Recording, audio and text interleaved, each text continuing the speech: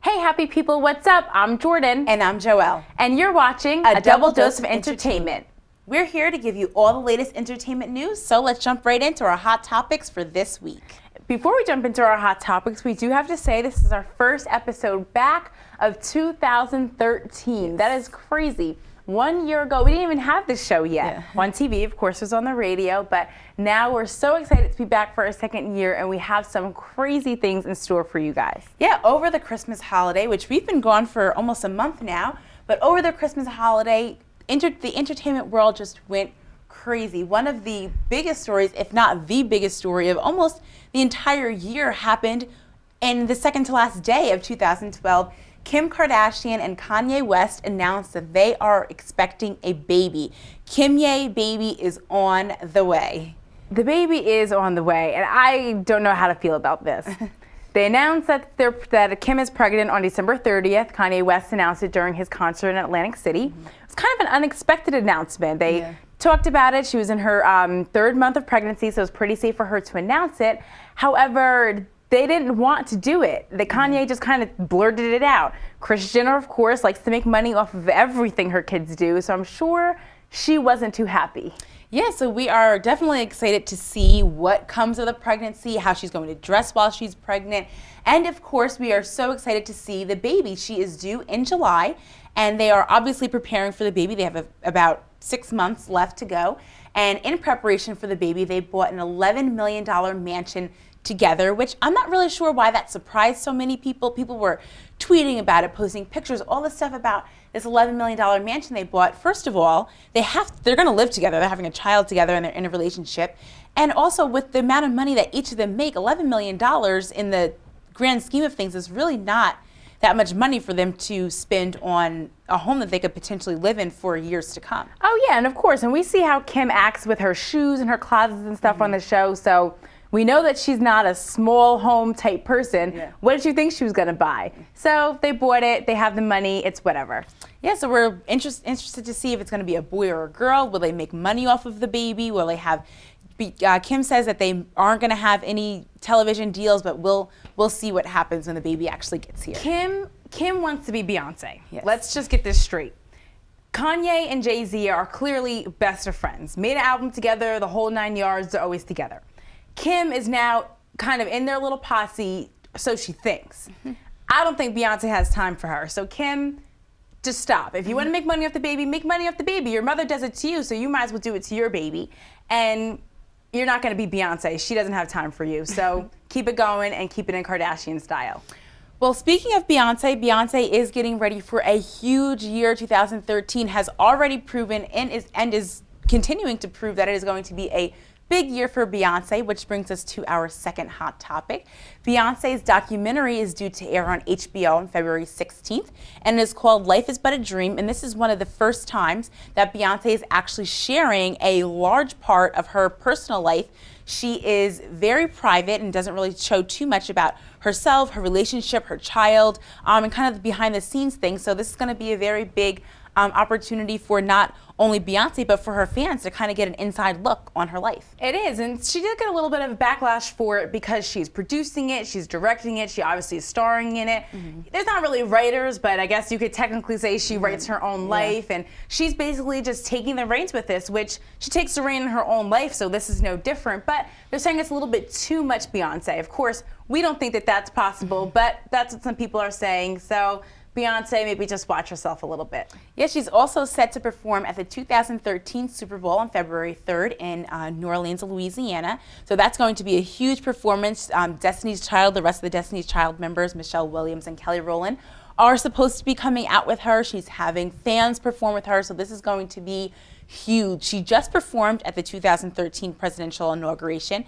We had a chance to see that, and we'll talk about that a little bit later in the show, but she is just all over the place, and we're not even a full month into 2013, so this is going to be a great year for her. And there's some rumors that she might be putting out some new music. We've seen her on her Instagram in the studio writing and singing, and The Dream actually came out and said, yes, we will hear new music from Beyonce, and perhaps even before the Super Bowl. I don't think that's going to happen anymore. Maybe in a couple of weeks after the Super Bowl, she would have been promoting it by now.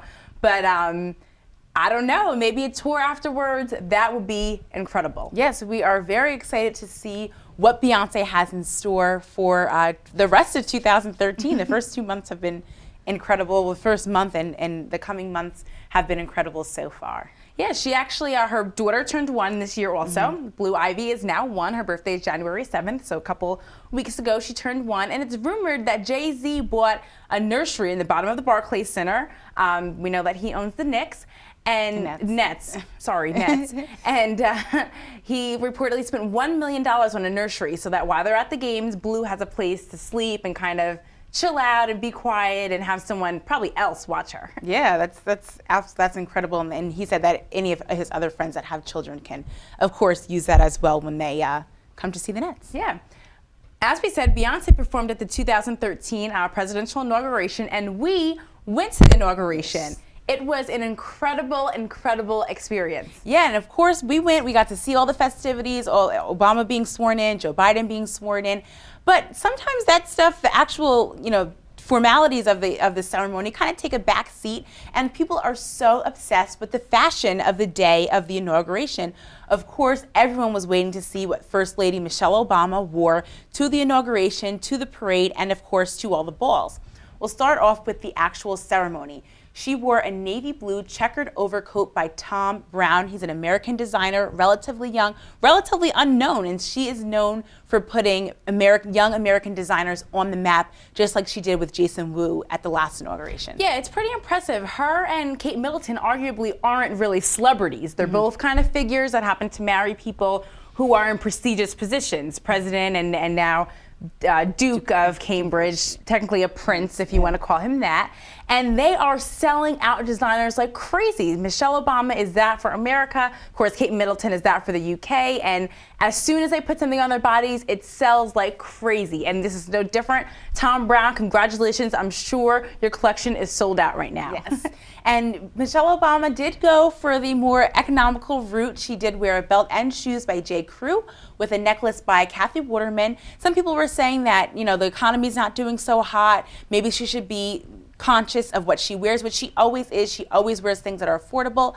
Maybe not a Thom Browne jacket, might not be as affordable as J. Crew, but the J. Crew accessories, definitely affordable for most Americans. And maybe affordable, but not so much affordable once it gets down to what Michelle Obama did. As the day went on, she changed her shoes. She put on a pair of Reed Krakoff boots that were custom made for her foot. It exactly fit her foot perfectly. Took them 3 weeks to do so, and she knew she'd be walking the parade route, so she wanted to be comfortable and have something that her foot just glided right into.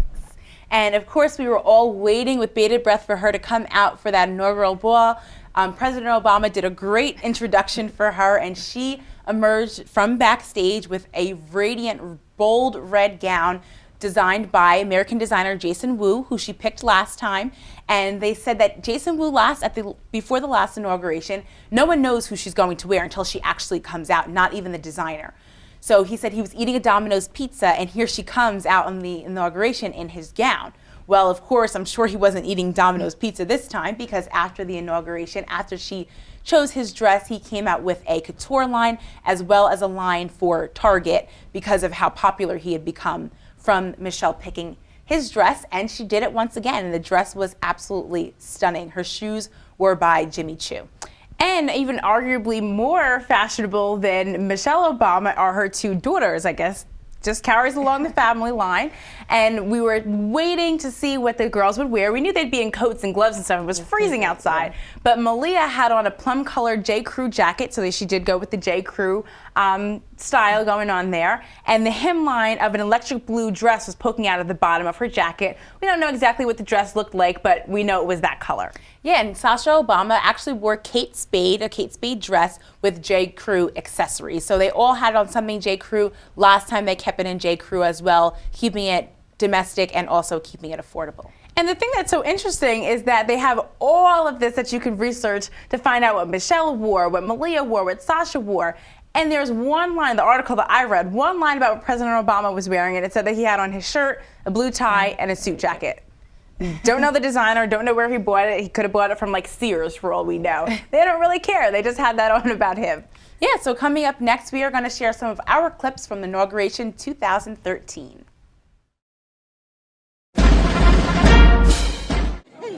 made it here in front of the inauguration. Woo! We're in Washington, D.C., so hopefully we can get close. We made it. We are here on the National Mall, the inauguration 2013. President Barack Obama just walked in and he's sworn into office. We are so excited. Our President Barack Obama was just sworn into office.